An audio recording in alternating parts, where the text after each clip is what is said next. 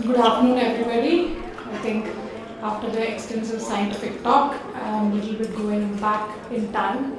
I would like to take this opportunity to thank Dr. Sudha for giving me such a great opportunity to be here as well as speak in front of such an excellent doctors here.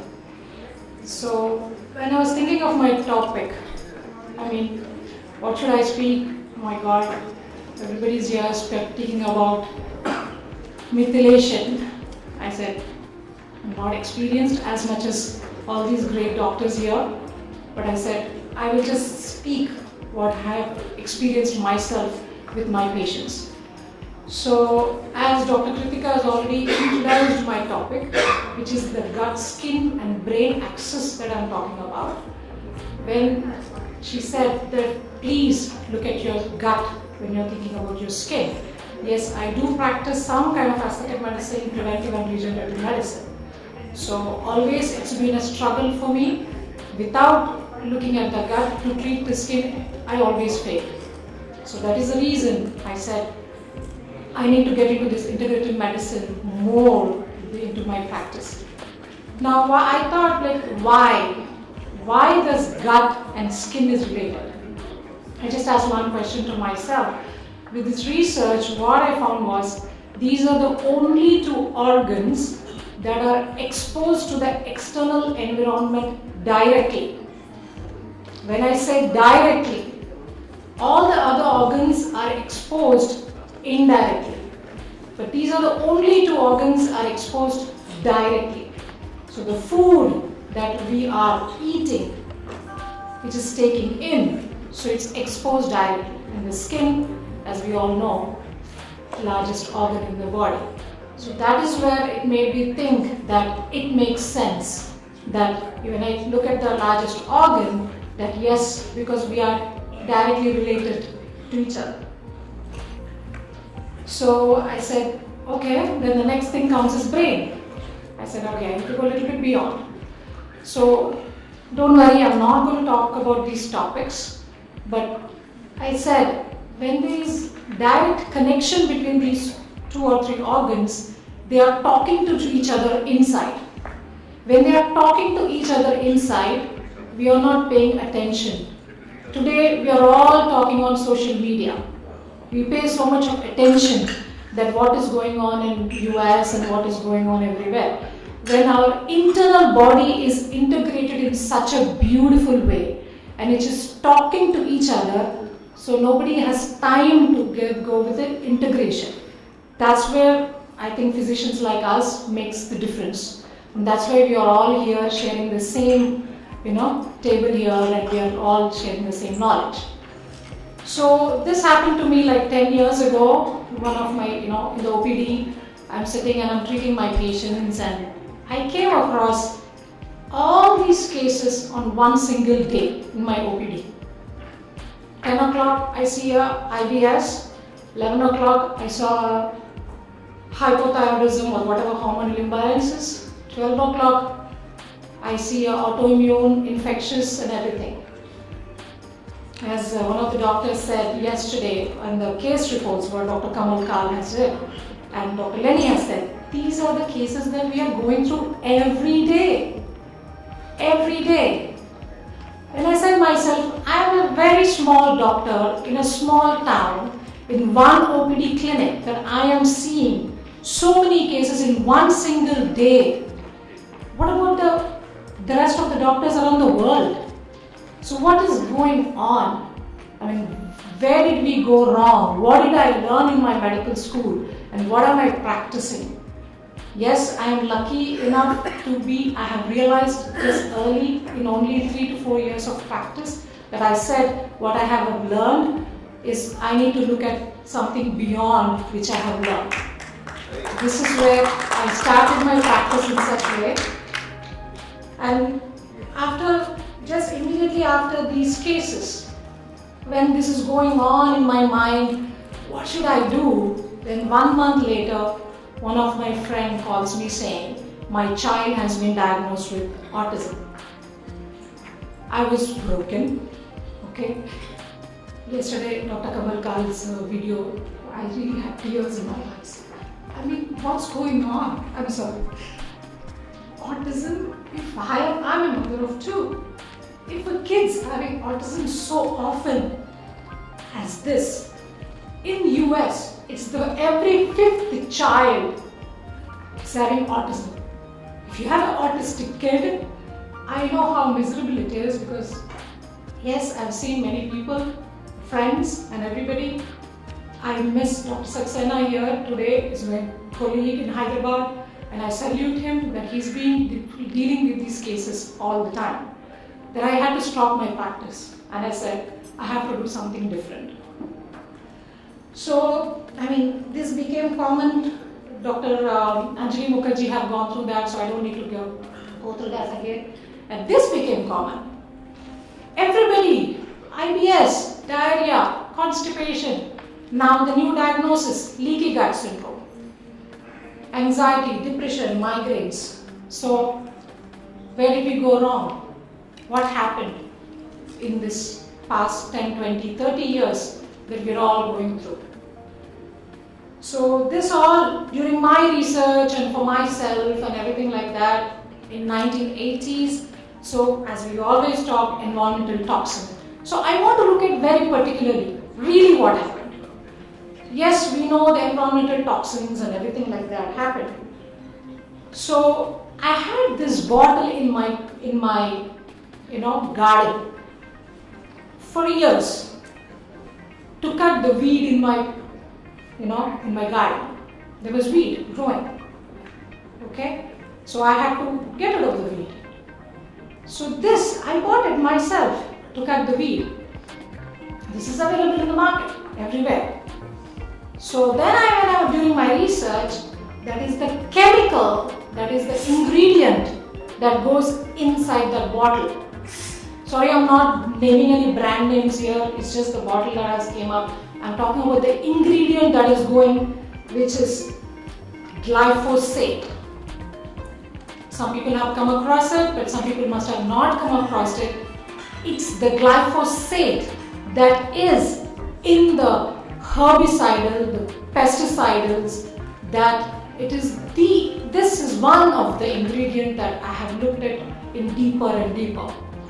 And this is what is most of the causes that we are talking about, at least not all. So now what happened? I came across another case during my residency. Okay, I just had to connect this case to when I was doing this integrative medicine. An 18-year-old, a young chap, got admitted in my hospital during my residency program. You do the all ER setup and everything like that. The labs came out as creatinine of 22. I said, he's 18, what can go wrong? Being a creatinine of 22, healthy, doing everything in his life, not had any other disease or diagnosis or anything like that. So, why? And during my residency, it did not stuck me. I said, I have to get rid of the patient, that's my goal at that time. So I had to shift that patient to the renal specialist and they took over. But they kept haunting me inside my mind. What can go wrong for an 18-year-old young man doing his job, whatever he needs to do, to have a creatinine of 18 without any symptoms? So he's an agricultural worker, came all the way from Mexico to Houston just to live, illegal immigrants come for living to US. US is the best country to be in, so who doesn't want to go there? So he's there. But unfortunately he had some pain and he could not pee, he could not urinate, so he ended up in a hospital. So I took the history at that time. I said, he's just an agricultural worker. So during the differential diagnosis that we grow in our hospital, okay, drugs is the first big thing in US and everybody knows about it. He's a young chap, he's telling me he must have taken drugs, he's lying, he's lying, he's denial. Okay, fine. And then the differential diagnosis is abuse of the NSAIDs. The systemic kidney damage, you think of NSAID damage as 100%. It's NSAIDs that they are taking. They're going through some pain, so they take NSAIDs. So we diagnosed you as NSAIDs reduced acute renal failure, and then we discharged. But what actually happened is he was not taking any NSAIDs. He was not taking anything. So we had to look at that.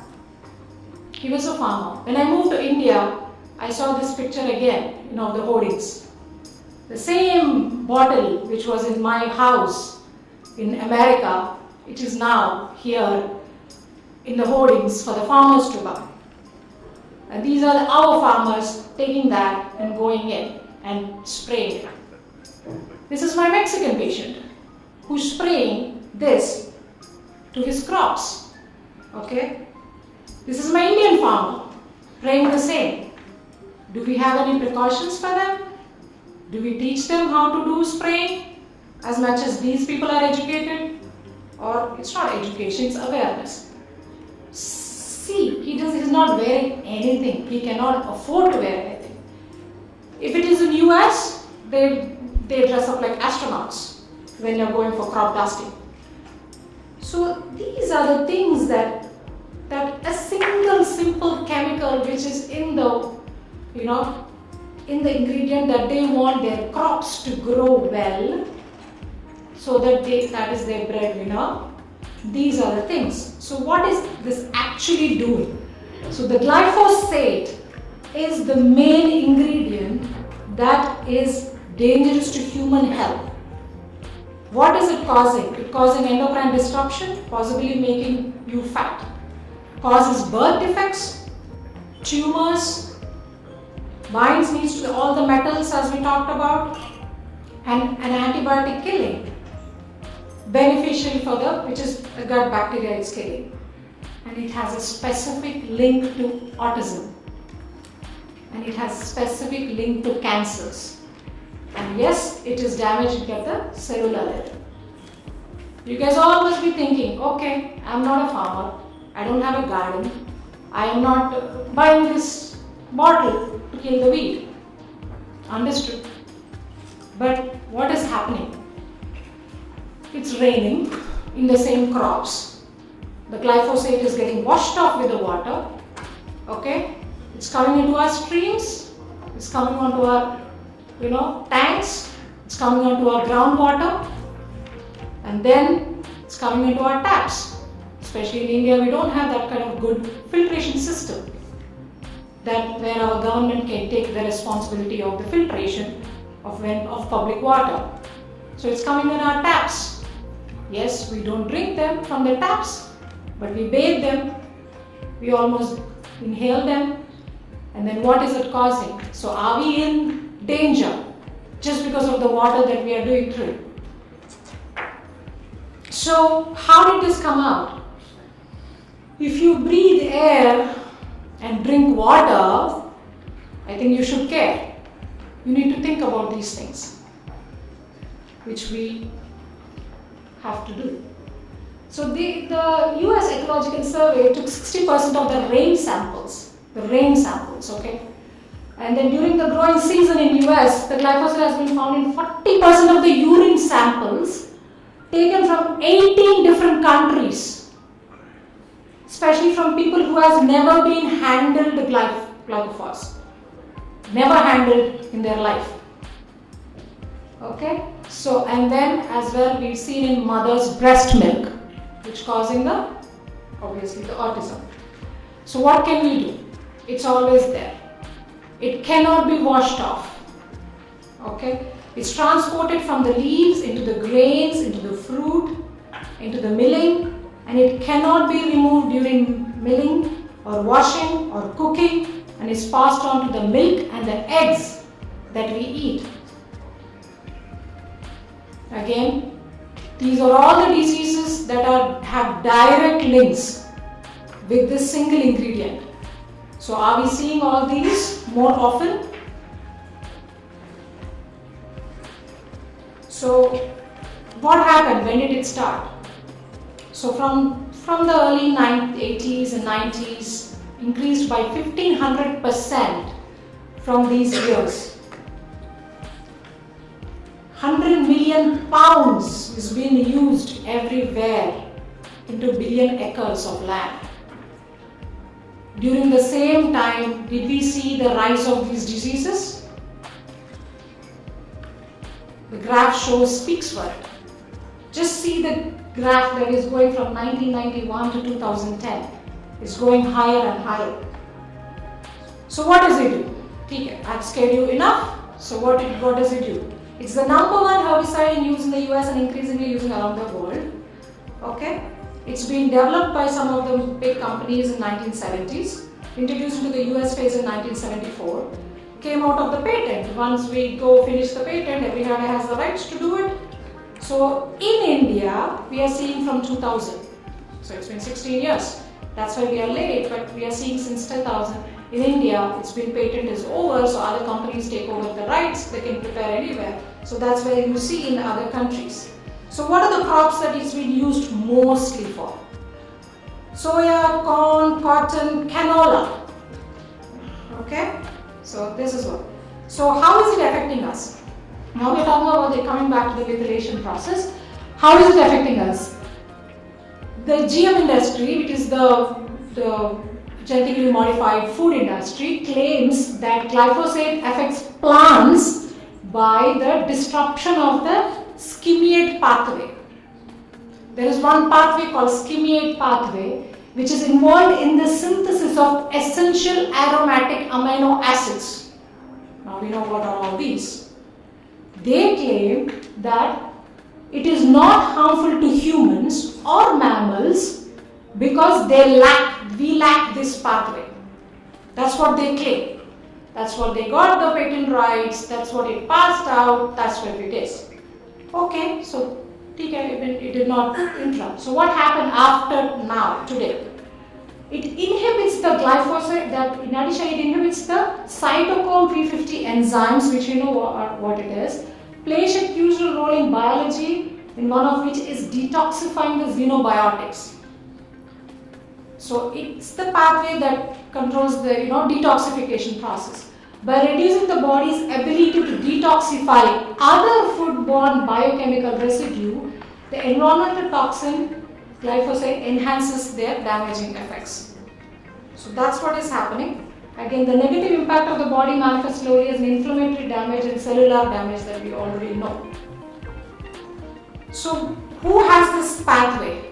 Okay, you say that mammals and humans don't have this pathway, but our gut bacteria has this pathway. So this chemical is going and inhibiting the useful bacteria and kills of the algae, resulting in prevalence of the fungi. So why? So this is going and affecting our gut bacteria, which they have the pathway, and that's why they are killing and other pathogens are coming up. In addition, glyphosate chelates micronutrients, especially copper and manganese, thus leading to deficiency of these diseases that we always see. Dr. Srikumar always said copper is the one which we are lacking nowadays.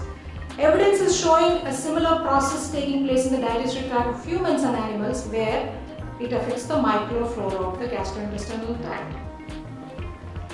So it's in fact impacting the gastrointestinal tract for the long-term health complications. Again, the studies have shown this is directly related to breast cancer. Before we never had breast cancers. My grandmother's mother ages. It started with my grandmother's age. So this is where we are going in this pathway, and it is directly related to the human kidney cells. And we have seen in the breast milk, 93% of the pregnant women have this because it's the water that they are drinking. It is nothing else. So what is the toxin? In 2011, doctors from Sherbrooke University Hospital in Canada found the Bt toxin from genetically engineered Bt corn accumulated in the human body, contrary to the industrial assurances. Since 93% of the pregnant women tested 80% of the umbilical cords in their babies and 67% of the non-pregnant women. So what is it causing to the gut brain?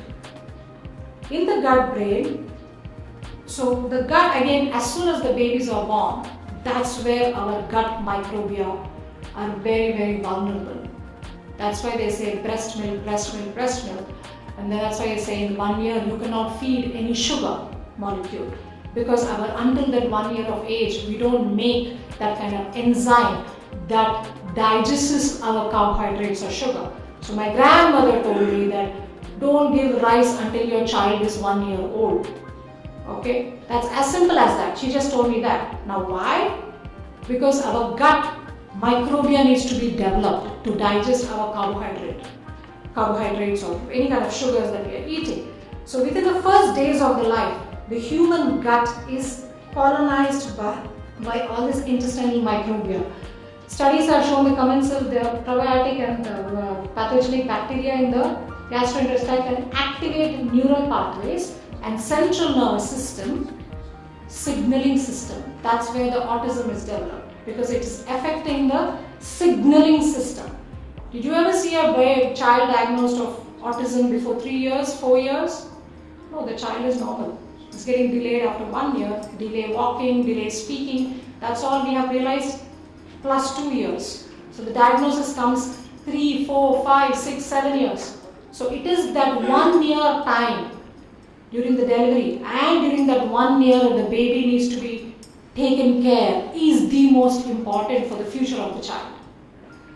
So the brain and the gut both develop from the same tissue. Now why is this that why gut brain, as much as I said gut skin has something is common, and then gut brain has something is common. These both are developed embryologically from the same tissue. That is why when somebody embryologically created from the same cells, don't we think they have something in connection? Because they go back all the way to their childhood, which is their development of the state. That's where it's important, because these two are developed from the same embryological tissues. While the other develops in the enteric nervous system, they are connected by a vagus nerve. The vagus nerve is the only connection between the connection with the gut and the brain. So the gut has a large and semi-autonomous brain, and its endocrine signaling in the entire body is well elaborate, that we have already discussed. So again, this slide is this is the 70% of our, if we think that 70% of our immune cells are located in our digestive tract, while they are programmed by the gut microbe. This is what we need to understand. The immune cells are programmed by the gut microbe. I never understood this before until I am preparing for this conference. So, to function in a different way. So, the gut microbe is controlling how your immune system should function. If they are programmed to fight inflammation in the gut, they may continue to fight inflammation, and when they travel to other parts of the body. So they are programmed already by the gut microbiome. So they have been told for these immunity cells what to do. If they are programmed in a wrong way, which after the gut microbiome, then they are functioning in a wrong way. So that's why we are seeing autoimmune disease a lot.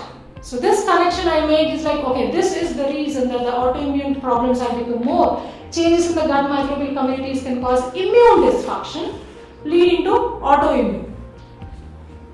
So early gut is what we are talking about early birth, in the birth-wise, during the first year of life. Early gut bacteria regulates happiness.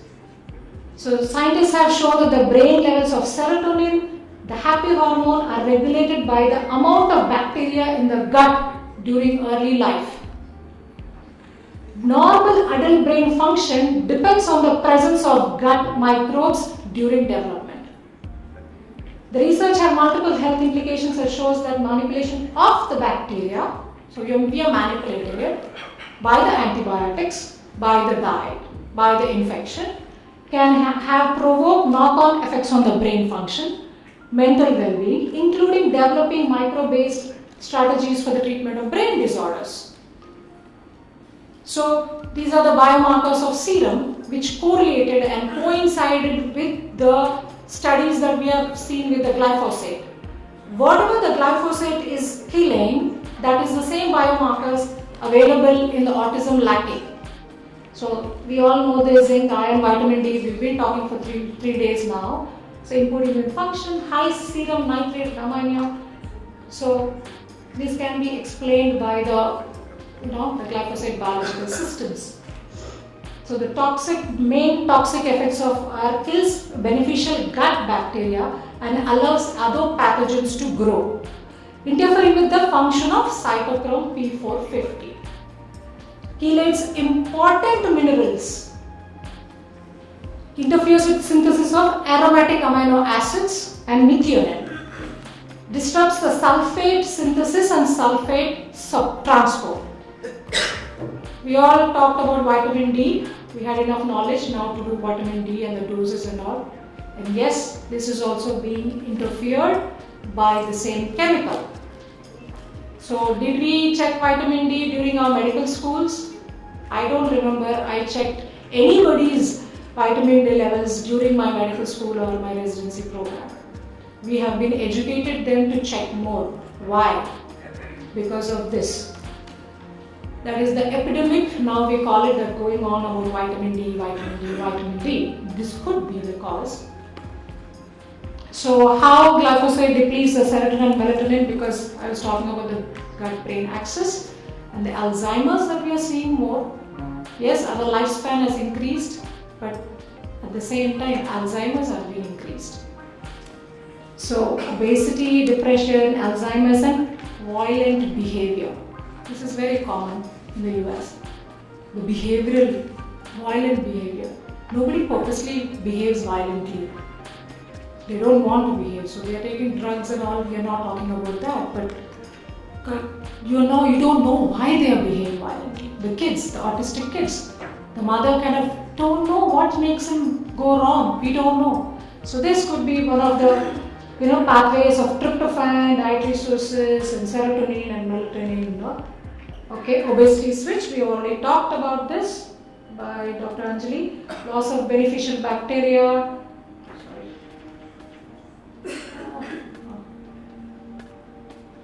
So this is again leaky gut, reduced sulfate and everything. So human digestive systems, again Crohn's disease are increased, inflammatory bowel disease have increased, colitis, gluten that we are all talking about. It could be the gluten with the GMO, or it could not be the gluten by itself, because it could be the glyphosate that is interfering with the way the gluten needs to act. So that's what it is. Kidney disease just has the same graph as the autism, that it is increasing and increasing. Especially, I came across the same case in India, the farmers getting admitted for, the young 30, 40-year-old farmers are getting for acute renal damage. That's why we have flare-up of dialysis centers, at least in Hyderabad I can speak, and my other doctor colleagues of Hyderabad can speak. For me, dialysis centers came up so fast and so busy because there's a need.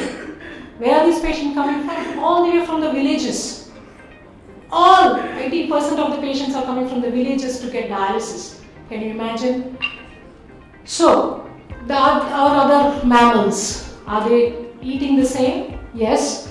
They are organ damage, including kidney. So they have done in Denmark, they have done urine samples and blood samples of the cattle that showed more again kidney damage, liver damage, muscle, high urea, mineral depletion. So to chelate, again, same other minerals, it's the same. So we are always sharing the same. So they are also going through a big change. So what is the European Food Society authoritative? If you please, watch out what you're eating. Non-organic means usually French fries, potato, chips and all. I agree they are bad, but but they are even bad because they are produced like this. So that's why we might be saying the milk is bad. My grandmother never told me milk was bad. They always drank milk. My grandmother never told me cheese was bad. The ghee was bad. But now we are living in a different world. This is just a small slide that I have put everything together, that leaky gut. So when this imbalance of the microbe and everything like that, interstitial barrier dysfunction, food allergy intolerance, immune system abnormality, and causes autoimmunity and inflames the blood-brain barrier and neuroautoimmunity. There's something called neuroautoimmunity also. That's why physical stress, infection, cytokines, neurotransmitters, enzymes, and everything. So where did we go wrong? What happened to the GMO foods? When it started, the intention was good.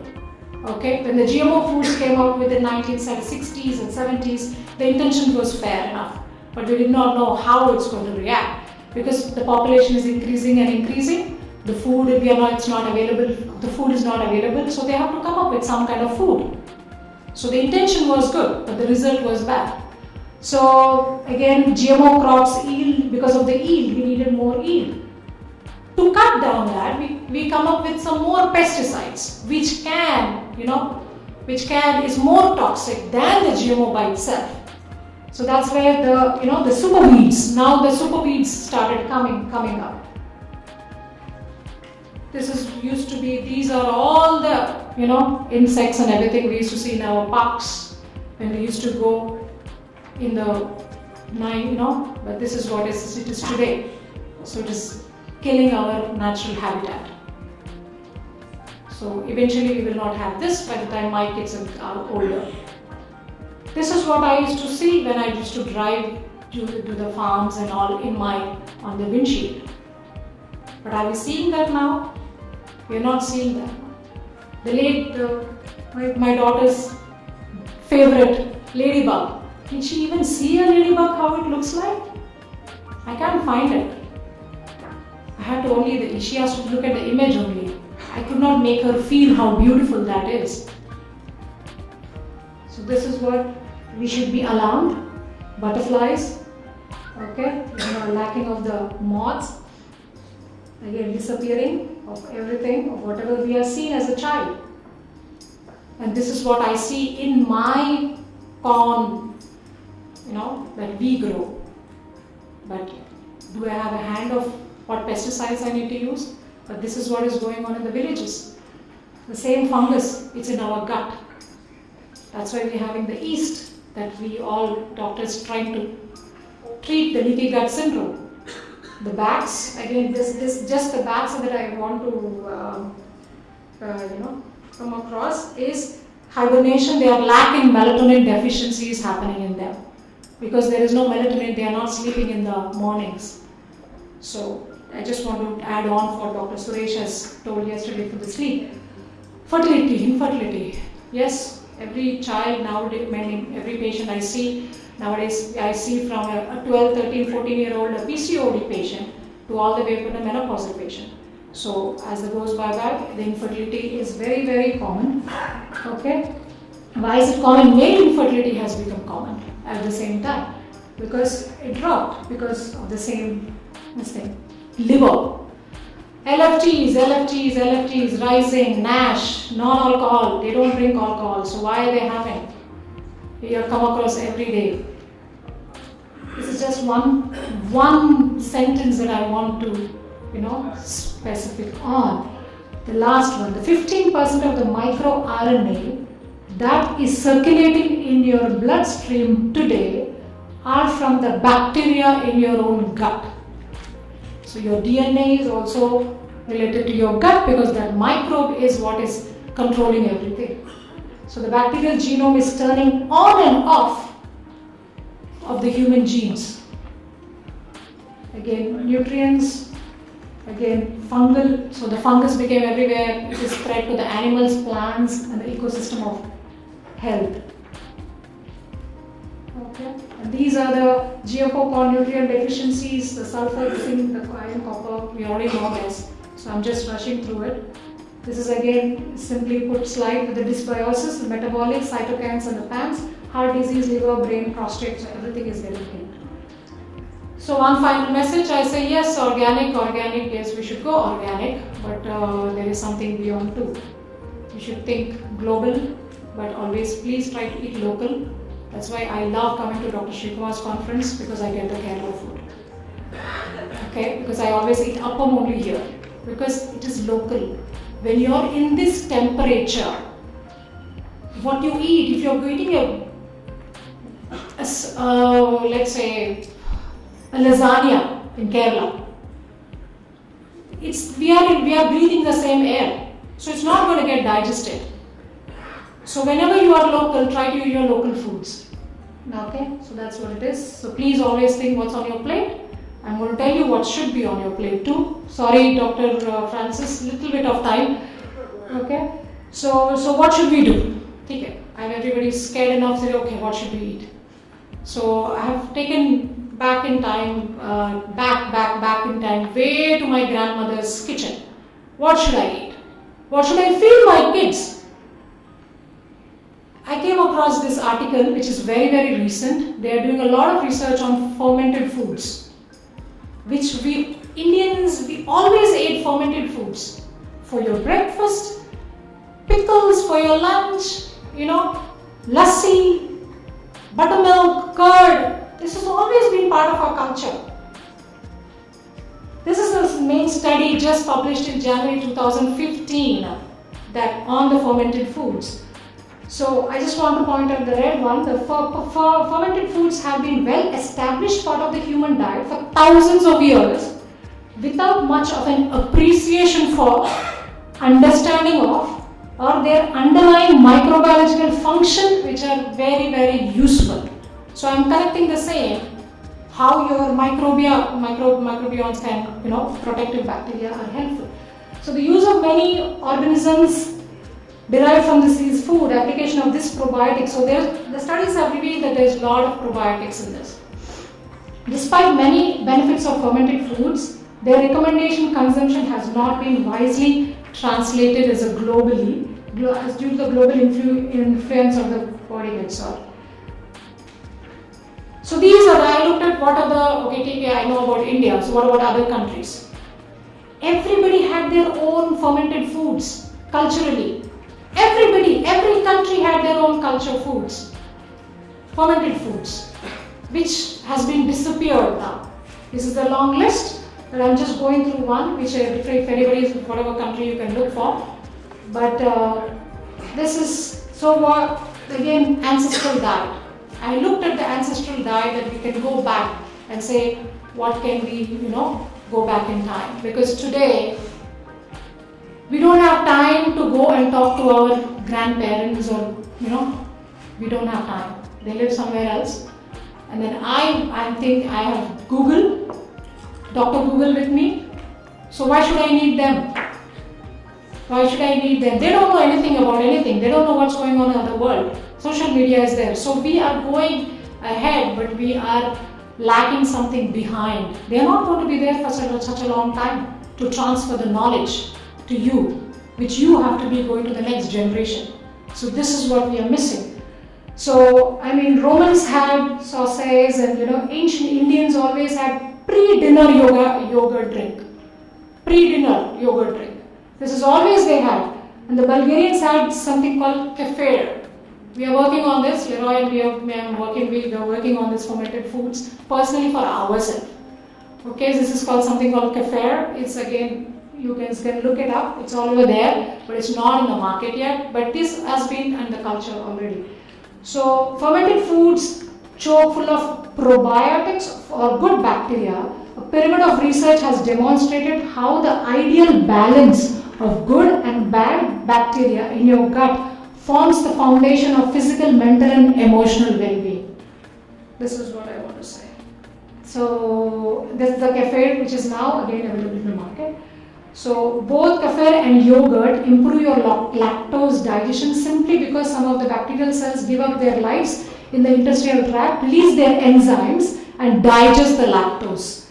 It is one short deal. However, the kefir has additionally microbes that have been colonizing the bacteria, protecting the intestinal against the digestive enzymes. So everybody, we are saying that lactose is bad, lactose is bad, lactose is bad.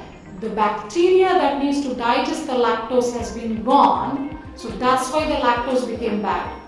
That's what I think. If I'm wrong, please correct me. So these are the best source of probiotics that natural probiotics that you can include from your this thing. This is just to improve gut function. Therefore, again, it is boosting beneficial microbiome, boosting immunity and nutrition, improve gut function, and therefore brain and mood. Detoxify. They cause detoxification also of the not the minerals but of the toxins. So the fermented food causes the detoxification. That's what I liked about this. Small portions have to occur. Meal too much, too fast can cause die-off symptoms, which can be confusing. So go small. So improve the gut. I just wanted a red part that it is an outstanding source of essential nutrients such as K2. So we already made K2. Now K2, we are talking about so much of K2. Sorry. And prevent arterial plaques because of that. And heart disease, for instance, cheese curd is an excellent source of both probiotic and K2. Just half ounce, 15 grams of natto daily can provide the K2 you need. The fermented foods is protecting from the many of the B vitamins. So these are all the benefits of the natural probiotics that we do. And this prevention cancer. So this has the ability to prevent cancer, obesity reduction in cholesterol levels, and protecting our immune system. Insulin resistance have been corrected. The studies have shown that insulin resistance decreased while insulin sensitivity is increased. Glucose tolerance improved by 33% compared to any of the increasing those of the previous things. So this is what I want to point out in this thing.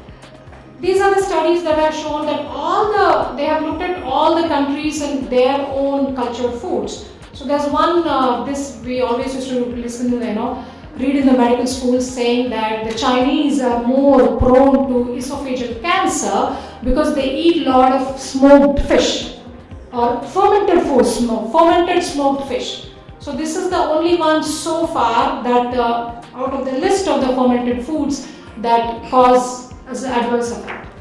So fermented foods again benefits. Then you can think about this saying that okay, I will start eating fermented foods. Let me go to the grocery store and find all the fermented food there and let me fill up my kitchen. So what is the difference between the available fermented foods and which you can make in the fermented foods? That is the main difference. That is the main difference where I want to learn from my elders and everything like that. How did you eat? What did you make? What did you eat for a season? It used to change every season. My grandmother said you should not eat this in this season. But it's not happening anymore. So, one sentence I want to remember is foods that are pickled are those that have been preserved in an acid medium. In case of various types of supermarket pickles on the shelf, comes from vinegar. So they use vinegar. And however are not fermented, even though vinegar itself is a product of fermentation, hence do not offer the probiotic or the enzymatic value of the homemade fermented vegetables because of the long shelf life that they are trying to create, which the fermentation, the vinegar and everything like that. So I try myself not to dispose the pickles also at the same time. You finish it, you make it again. I talk to whenever I come to the conference, I talk to Mrs. Sri Kumar always more than Dr. Sri Kumar, because I have so much to learn from her from this section. I'll say, what is the pickle that you made? Can I have some pickle? So because that's why they serve one pickle. If you notice the lunch table, that's okay to eat, but most of the gastroenterologists are taking away. Because why? You're producing acidity from it. But it's prepared in a different way, we are doing a different thing, so that's why the gastroenterologist taking away with omeprazole, putting it in. So there is a barrier, but it's okay to eat homemade pickles, which are the excellent source of the probiotics. So do not be fooled by unhealthy supermarket pickles, version of homemade fermented this thing. I just want to maintain the last sentence here. It would be great determined to human health if fermented food use were to decline, as been noticed in parts of Africa, through lack of generational transfer of knowledge, poor availability and affordability of probiotic, and introduction of easy availabilities of food and drinks products which are high in certain sugars. So when the person is going and buying a sugar which are less cost with the yogurts and everything and the sugary drinks, this is going to be a determinant to health. So the transfer of knowledge, this comes only with transfer of knowledge. This does not tell you in Google how to make a pickle. So this is what we are lacking, transfer of knowledge from the elderly. With less time and with today's speeds of life, we are neglecting the generational transfer of knowledge. Again, this is the same slide, affected by passage of well extended shelf life, that's what I told. There's a small study that I'm looking at. Dr.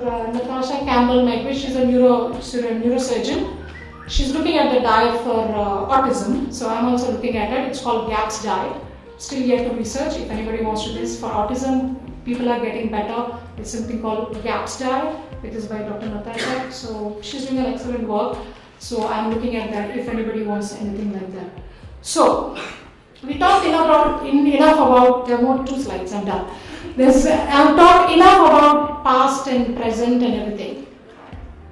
Just to keep your open mind, as we are speaking today, the meats are made in the lab. This is a new venture that is going on in the market. This is as new as February 2016.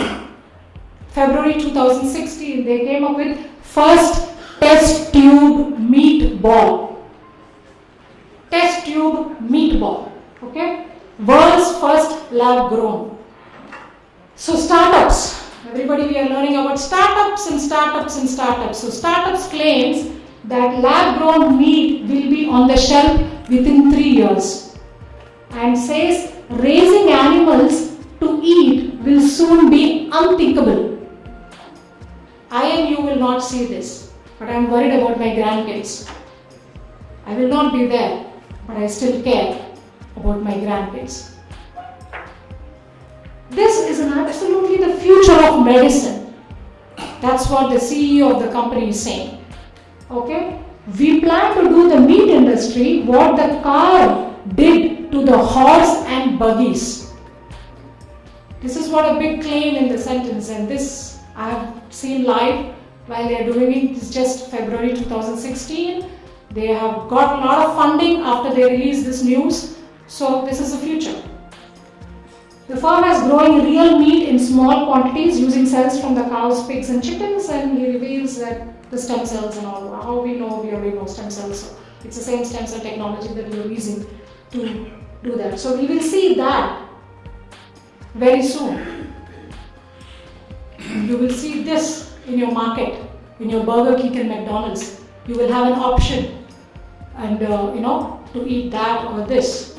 So this is the future of medicine. And Dr. Kamal Kal was saying, and every Dr. Sudha is saying, what is the future? Yes, I want to be connected with the technology. Yes, I want to learn from the technology. But we should always, it's an open discussion. This is new. I have nothing to claim on this. But this is what world's first lab-grown meatball is revealed, and it will be in the market for 3 years, so 5 years down the line. And just to give you a heads up that it is costing $18,000 for them to produce 1 pound of meat as of today. So the funding will come. US has big money, so they keep everything in this thing because it's a future business. It's business. It's a great business. So thank you so much. And if you have any questions, I'll be person in this way.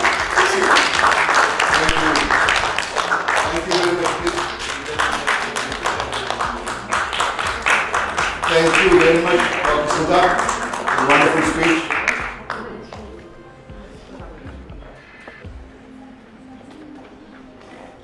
So, as always, you know the future of medicine. So, where you have to go? You have to go into the microbiome and feed them better. Thank you.